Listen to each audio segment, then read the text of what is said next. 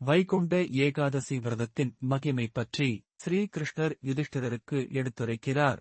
சத்திய யுகத்தில் சந்திராவதி நகரை ஆண்ட முரன் என்னும் அசுரன் தேவர்களை வென்று இந்திர பதவியை பறித்து மக்களை துன்புறுத்தி வந்தான்.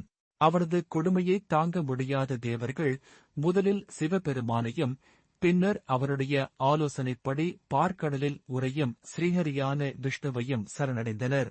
அசுரன் முரன் பிரம்ம தேவரின் குலத்தில் தோன்றிய நாடிஜங்கன் என்பவனின் மகன் ஆவான்.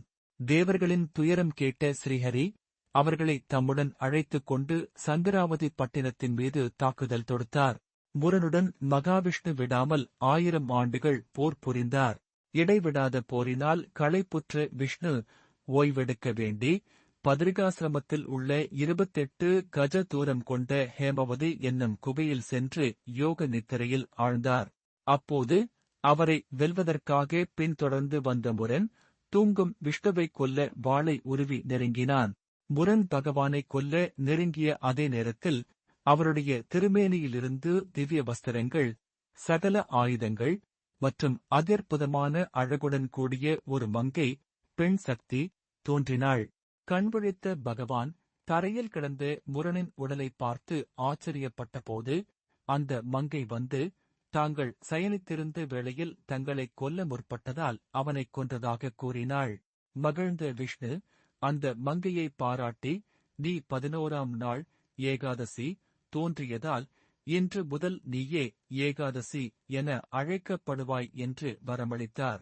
ஏகாதசி விரதம் இருப்பவர்களின் பாவங்கள் அனைத்தும் நீங்கி பெரும் புண்ணிய பலனும் இறுதியில் விஷ்ணு லோகத்தையும் சொர்க்க லோகம் அடைவார்கள் என்று அருளினார். மேலும் ஏகாதசி விரதத்தை 12ஆம் நாளான துவாதசி அன்று நிறைவு செய்வோர் அஸ்வமேத யாக பலனையும் சகல புண்ணிய தீர்த்தங்களில் நீராடிய பலனையும் அடைவர் என்றும் பவிஷ்யோதர புராணம் விவரிக்கிறது. விரத விதிகள். ஏகாதசி விரதம் இருப்பவர்கள் தசமி திதி 10ஆம் நாள் இரவே உணவை குறைத்துக் கொள்ள வேண்டும். ஏகாதசி அன்று முழுவதும் நீரற்ற உபவாசம் நிர்தாரணை இருப்பது மிகவும் சிறப்பு. இயலாதவர்கள் பால், பழங்கள் அல்லது நீர் ஆகாரங்களை எடுத்துக் கொள்ளலாம். விரதத்தை துவாதசி 12ஆம் நாள் திதி தொடங்குவதற்குள் முடிக்க வேண்டும். பெருமாளுக்கு பூஜை செய்து துளசி கலந்த நீரை அருந்தி உணவு உட்கொண்டு விரதத்தை நிறைவு செய்ய வேண்டும். ஏகாதசி விரதத்தின் போது ஏகாதசி தேவிக்கு உரிய இந்த சக்தி வாய்ந்த ஓம் நமோ பகவதியே நமோ நம மந்திரத்தை 108 உச்சரிப்பது சிறந்த பலனை அளிக்கும். தேவலோகத்தில் வாழும் தேவர்களுக்கு தை மாதம் முதல் ஆனி மாதம் வரை பகல் பொழுதாகவும் ஆடியில் இருந்து மார்கழி மாதம் வரை இரவாகவும் கருதப்படுகிறது. இதில் பகலை உத்தராயணம் என்றும் இரவை தட்சிணாயணம் என்றும் அழைப்பார்கள். அந்த வகையில் மார்கழி மாதம் தேவலோகத்தில் விடியற்காலையாகும். அந்த நேரத்தை பிரம்ம முகூர்த்தம் என்கிறோம். மார்கழி மாதம் தேவர்களின் உஷக்காலம் எனப்படும் அதிகாலை நேரமாக இருப்பதால் வைகுண்ட வாசல்கள் திறந்தே இருப்பதால் பகவான் அதன் வழியாக வெளியே வந்து காட்சி தரும் நாள் வைகுண்ட ஏகாதசி. வருடத்துக்கு 24 ஏகாதசிகள் வருகின்றன. இவற்றில் மார்கழி வளர்ப்பிறையில் வரும் ஏகாதசியான வைகுண்ட ஏகாதசி மிக சிறப்பு வாய்ந்ததாக கருதப்படுகிறது. வைகுண்ட ஏகாதசியை மோட்ச ஏகாதசி என்றும் அழைப்பர். வைகுண்ட ஏகாதசியில் விரதம் இருந்து இரவு முழுவதும் கண் விழித்தால் பாவங்கள் நீங்கும், மோட்சம் கிடைக்கும் என்பது மட்டும்தான் அதிகமானவர்களுக்கு தெரிந்தது. ஆனால் அதை தாண்டி இந்த வைகுண்ட ஏகாதசி விரதத்தின் எத்தனை மகிமைகள் உள்ளது என்பதை தெரிந்து கொள்ளலாம். ஏகாதசி விரத மகிமை. ஒருமுறை பார்வதி தேவி மிகச்சிறந்த விரதம் எது என பரமேஸ்வரனிடம் கேட்டாள். தேவி, ஏகாதசி விரதமே விரதங்களில் சிறந்தது. இவ்விரதம் பாவங்களைப் போக்கும் விரதமாகும். இவ்விரத்தை அனுசரிப்பவர்கள் அஸ்வமேத யாகம் செய்த பலனை அடைவார்கள்.